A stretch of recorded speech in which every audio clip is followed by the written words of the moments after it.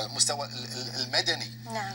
الجمعيات، مراكز البيع، الفرق التفتيشيه اللي كانت تقوم للبعض، اذا قلنا بعض ضعاف النفوس اللي ممكن يرفع لك سعر.